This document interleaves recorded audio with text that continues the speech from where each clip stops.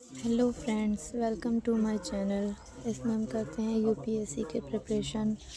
तो हमने पिछली वीडियो में देखा, उसमें हमने पीवाईक्यू स्टडी किया था। इस वीडियो में भी मैं जो है हिस्ट्री के पीवाईक्यू स्टडी कर रही हूँ।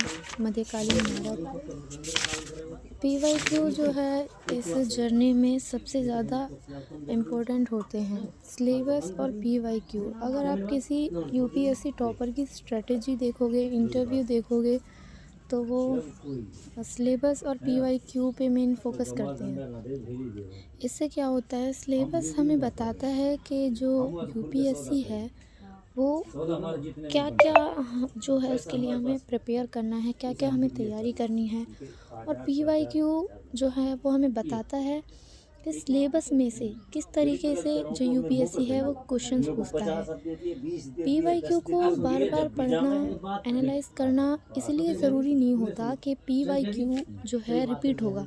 पीवाईक्यू रिपीट नहीं होता, डायरेक्ट क्वेश्चन कभी रिपीट नहीं होता। यूपीएससी में जो टॉपिक्स होते हैं वो रिपीट होते हैं। तो हमें ये बात हमेशा ध्यान रखनी चाहिए, जब हम पीवाईक्यू को जो है बार बार रीड कर रहे हैं, एनालाइज कर रहे हैं, तो हमें उसे याद नहीं करना कि ये क्वेश्चन आ सकता है। हमें उसको समझना है कि ये किस तरीके से जो यूपीएससी है वो क्वेश्चंस पूछ रहा है हमसे, क्या जानना चाह रहा है यूपीएससी।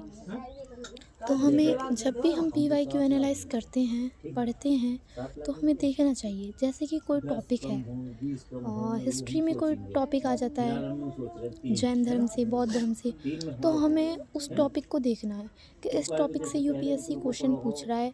इस बार कुछ और पूछा है तो उस बार दूसरी बार जो आएगा क्वेश्चन थोड़ा घुमा के वो पूछ देगा।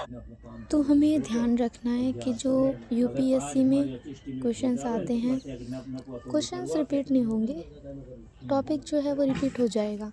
तो हमें उस टॉपिक को ध्यान में रखना है एंड उसके ऊपर अच्छे से हमें देखना है कि क्या क्या क्वेश्चंस और बन सकते हैं। तो इसलिए हमको सभी, जब भी हम कोई एक पर्टिकुलर सब्जेक्ट पढ़ रहे हैं तो उस सब्जेक्ट का ही पीवाईक्यू उठाइए एंड रीड करिए। उसके बाद हम उसको देखते हैं तो हमें समझ आने लगता है। जब हम कोई चैप्टर रीड करेंगे तो हाँ, इस तरीके से ये क्वेश्चन आया हुआ है, तो इसमें से और भी क्वेश्चंस बन सकते हैं। और अपनी प्रिपरेशन में कंसिस्टेंसी बनाए रखिए। मैं समझती हूँ प्रॉब्लम्स हर एक की लाइफ में आती हैं, मेरी लाइफ में भी इतनी सारी प्रॉब्लम्स आती हैं कि मेरी खुद की कंसिस्टेंसी मेंटेन नहीं हो पाती, बिकॉज़ घर में बहुत ज़्यादा काम हो जाता है। मैं अनमैरिड हूँ, फिर भी मेरे लिए काफ़ी दिक्कतें आती हैं। बट अपने आप को मोटिवेट रखिए। एक दिन छूट रहा है, 2 दिन छूट रहा है, आप टेंशन मत लीजिए, घबराइए मत, लगे रहिए।